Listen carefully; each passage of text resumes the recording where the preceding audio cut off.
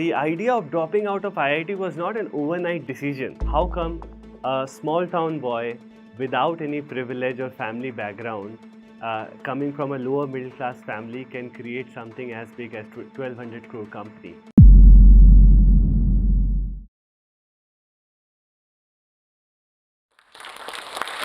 Today, I am not here to talk about my success.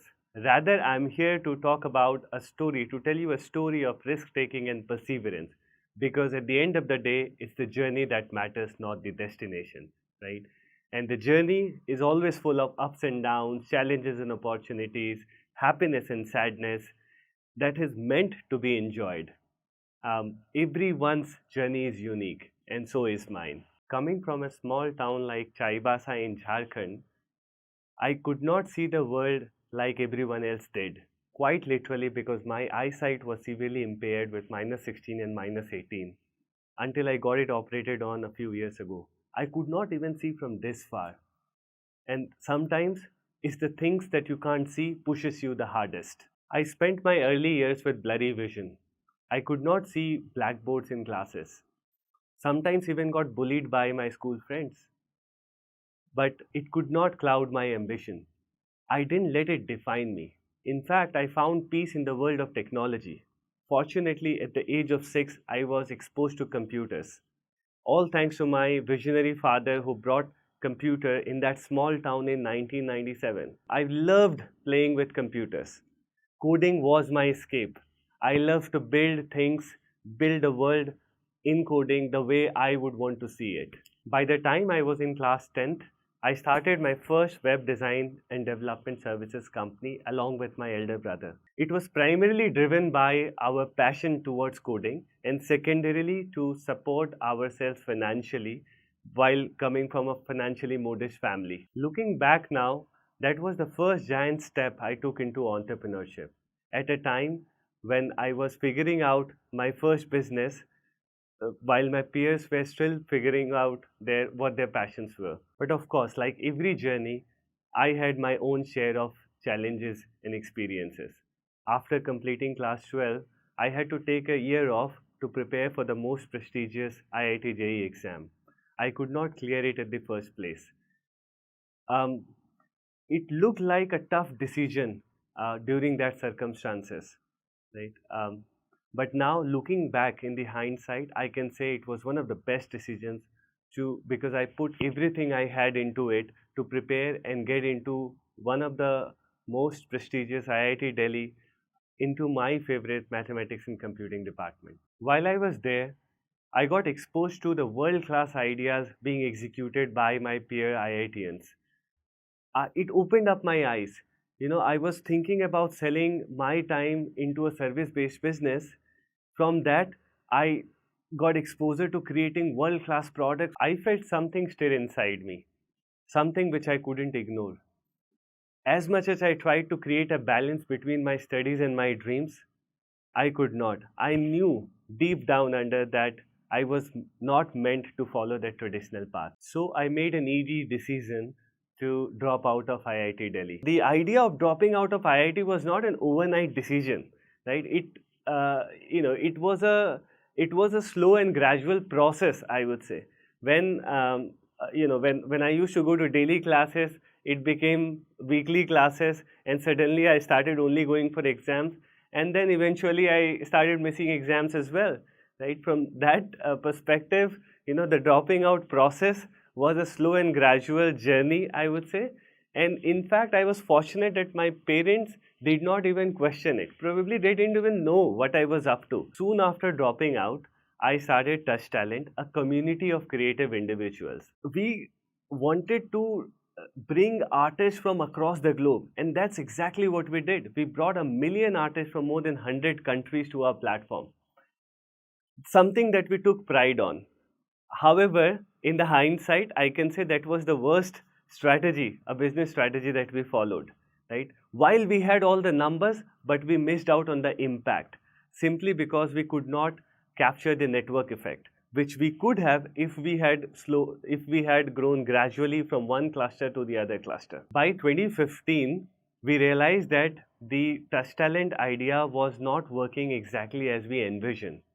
And that's exactly when the idea of selfie to bobblehead came to us.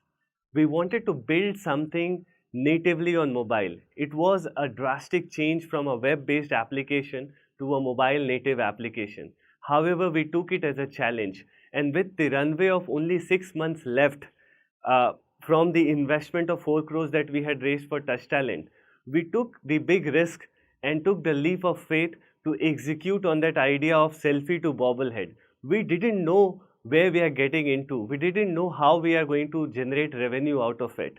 But we knew that there was something that we had built which was being loved by consumers. People loved to share that with their friends and family members. Finally, the risk got rewarded. By the end of those 6 months, we were not just able to build a great product, took it to market, acquired 1 million users, but also convinced investors to back us with a significant 20 crores rupees um, in order to continue with our journey without bothering much about the revenue model at this stage. We were just fortunate to find the right backers at the right time. Bobble wasn't just about fun avatar. It was about making smartphone conversation and social interaction much more expressive and fun. In 2016, I remember a bomb was dropped on us. Android scrapped that API which we were using to hack growth leveraging WhatsApp.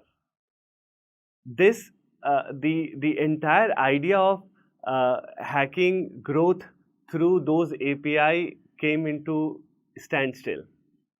This is the crisis time when we actually found the opportunity of creating a keyboard application, an application which is not a standalone user generated content app like Bobble was earlier, rather an omnipresent platform built on top of keyboard that allowed us to seamlessly enable content sharing on conversation and social interaction. We take pride in claiming that we were the first keyboard in the world who had empowered people with the ability to create and share content during their messaging and social experience. What started as a simple selfie to bobblehead idea became much more profound in the times to come, right? We started with the vision of making smartphone conversation more expressive. Eventually, we broadened our horizon and started making the entire smartphone experience much more expressive and productive. By 2018, we made yet another minor looking but major pivot by rebranding ourselves into Bobble AI. In artificial intelligence, when the term was not much used, we took it as an opportunity and challenge, and we revamped all our existing traditional algorithms into AI powered algorithms, AI powered models. And that's when things started to take off. Today, we are empowering more than 100 million users globally. In fact, we hit one of the major milestones for us last year in April 2023 during our Series D funding round when we crossed the valuation of 1200 crores. Now, some people ask me, how come a small town boy without any privilege or family background, coming from a lower middle class family, can create something as big as 1200 crore company? I say the things that you may be thinking of as my weakness was actually my strength, because coming from a small town allowed me to appreciate and make use of the abundance in resources that is available in large city like Delhi. Having no privilege or no family background actually allowed me to go all in into my journey without actually the risk of losing anything that I possess, because I possess nothing. And coming from a lower middle class family allowed me to remain hungry and humble while also being equally ambitious and dream something big. Now, some people ask me, was it even worth taking that risk of dropping IIT, choosing the path less traveled? My response to them has always been, it was, the perceived risk is always more than the actual risk. The risk wasn't in taking the path less traveled.